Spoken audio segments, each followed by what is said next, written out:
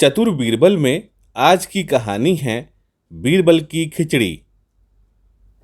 एक बार बादशाह अकबर और बीरबल ठंड के मौसम में तालाब के पास टहल रहे थे कि तभी अकबर ने तालाब के ठंडे पानी में अपना हाथ डाला और कहा कि मुझे नहीं लगता कि कोई भी इंसान इस कड़कड़ाती सर्दी के मौसम में इस तालाब के ठंडे पानी में रात भर खड़ा रह पाएगा।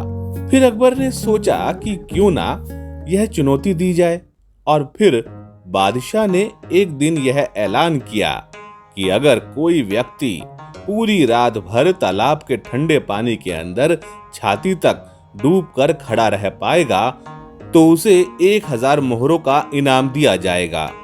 अकबर के ऐलान के बाद कई लोगों ने कोशिश की लेकिन इस चुनौती को पूरा नहीं कर पाए। वहीं एक गरीब ब्राह्मण ने इस चुनौती को स्वीकार किया क्योंकि उसको अपनी बेटी के विवाह के लिए धन की जरूरत थी।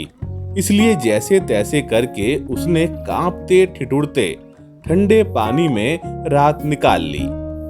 रात भर पहरेदार भी उस पर नजर बनाए हुए थे लेकिन उसने चुनौती पूरी की और सुबह बादशाह अकबर से अपना अर्जित इनाम मांगा।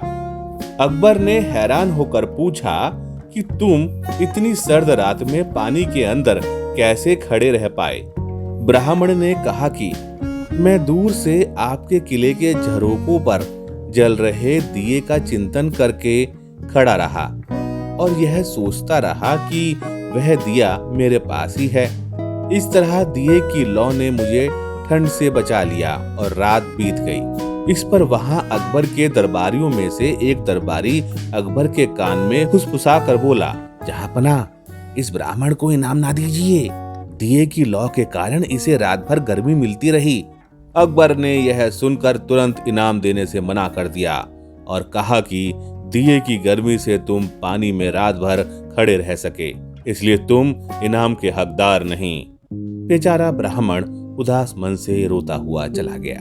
बीरबल ने जब यह देखा तो उससे रहा नहीं गया क्योंकि वो जानता था कि ब्राह्मण के साथ अन्याय हुआ है। उसने ब्राह्मण का हक दिलवाने का निश्चय किया।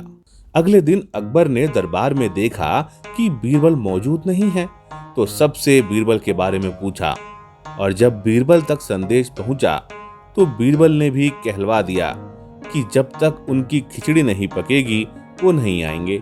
अकबर ने बहुत इंतजार किया और जब रहा नहीं गया तो वो खुद बीरबल के घर पहुंचे। उन्होंने देखा कि बीरबल ने खिचड़ी का पात्र आग से काफी ऊंचा लटकाया हुआ है। अकबर यह देखकर बोल पड़े कि बीरबल, तुमने इतनी ऊपर हांडी बांधी है तो उसे तपन कैसे मिलेगी? हांडी को नीचे बांधो वरना खिचड़ी नहीं पकेगी। बीरबल ने कहा, पकेगी पकेगी, खिचड़ी पकेगी, आप धैर्य रखें। इस तरह दोपहर से शाम हो गई और अकबर लाल पीले हो गए और गुस्से में बोले, बीरबल, तुम मेरा मजाक उड़ा रहे हो, तुम्हें समझ नहीं आता, इतनी दूर तक आंच नहीं पहुंचेगी, हांडी नीचे लाओ। तब बीरबल ने कहा कि अगर इतनी सी दूरी से अग्नि खिचड़ी नहीं पका सकती तो उस ब्राह्मण को आपके किले के झरोखे पर जल रहे दिए से तपन और ऊर्जा कैसे प्राप्त हुई होगी। यह सुनकर अकबर फौरन अपनी गलती समझ जाते हैं और अगले दिन ही गरीब ब्राह्मण को बुलाकर उसे 1000 मोहरे दे देते हैं और दरबार में गलती बताने के लिए बीरबल के इस तरीके की प्रशंसा करते हैं। इस कहानी से हमें यह सीख मिलती है, कभी भी किसी के साथ अन्याय नहीं करना चाहिए।